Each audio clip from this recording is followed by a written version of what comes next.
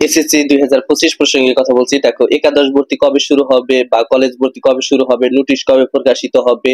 দেখো, তোমাদের কিন্তু রেজাল্ট পাবলিশড হয়েছে এবং সেই সাথে তোমাদের অনেকেই বোর্ড চ্যালেঞ্জ করতেছে। বোর্ড চ্যালেঞ্জ একটা সহজ প্রক্রিয়ায়, এখানে প্রতি পত্রের জন্য তোমার 150 টাকা লাগবে। এখন অনেক শিক্ষার্থী বোর্ড চ্যালেঞ্জ করবে, অনেক শিক্ষার্থী বোর্ড চ্যালেঞ্জ করবে না।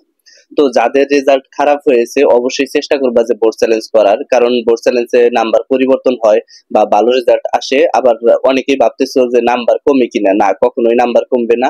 আবার কিছু শিক্ষার্থী ফেল গেছে প্রায় 6 লাখ শিক্ষার্থী। দেখো, 19 লাখ শিক্ষার্থী পরীক্ষা দিয়েছে, সেখানে ফেল গেছে 6 লাখ শিক্ষার্থী, তাহলে কিন্তু অ্যাভেলেবেল শিক্ষার্থী ফেল গেছে। তারা কিন্তু বর্তমানে বোর্ড চ্যালেঞ্জ করেছে বা অনেকেই করতেছে। তো দেখো, বোর্ড চ্যালেঞ্জ প্রক্রিয়াটা এমন একটা প্রক্রিয়া যেটা নাম্বার পরিবর্তন হওয়ার সম্ভাবনা থাকে। তবে এই প্রক্রিয়াটা 17 তারিখ পর্যন্ত চলমান থাকবে। যে আবেদন করার যে বিষয়টা, অবশ্যই আবেদন যদি করো সেক্ষেত্রে করতে পারবা। তো ভর্তি নিয়ে পরিকল্পনা কি?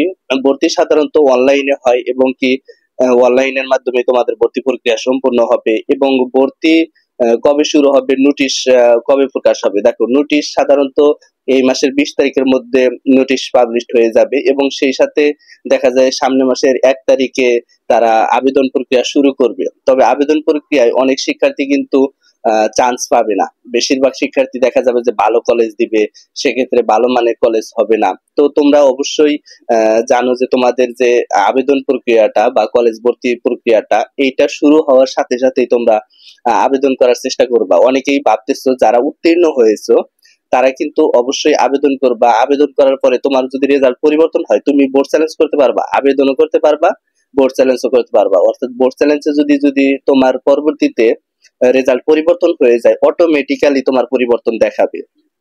সেক্ষেত্রে আবেদনে কোনো ঝামেলা হবে না, কোনো টেনশন থাকার দরকার নাই। তবে কাঙ্ক্ষিত কলেজ পেতে হলে অবশ্যই তোমাকে ভালো একটা কলেজ দেখতে হইব।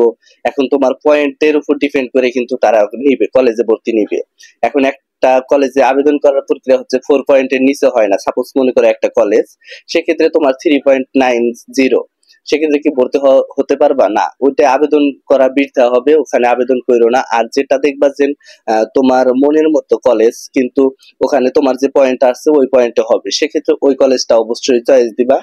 তবে এখানে একটা বিষয় লক্ষণীয় যে তোমাদের যে কলেজ ভর্তি প্রক্রিয়াটা, এর আগে কিন্তু রেজাল্ট দিবে না, অর্থাৎ বোর্ড চ্যালেঞ্জের রেজাল্ট দিবে না। বোর্ড চ্যালেঞ্জের রেজাল্ট তোমাদের কলেজ ভর্তি সম্পূর্ণ হয়ে যাবে বা হওয়ার একটা অবস্থা, তখন কিন্তু দিবে। অর্থাৎ আবেদন শেষ হবে কিন্তু তোমরা চান্স পাবা কি না এইটা আগের রেজাল্ট দিবে হচ্ছে বোর্ড চ্যালেঞ্জের রেজাল্ট। তো অবশ্যই তোমরা বোর্ড চ্যালেঞ্জ করবা, কারণ বোর্ড চ্যালেঞ্জে নাম্বার পরিবর্তন হয়, হাজারো শিক্ষার্থীর নাম্বার পরিবর্তন হওয়ার সুযোগ রয়েছে।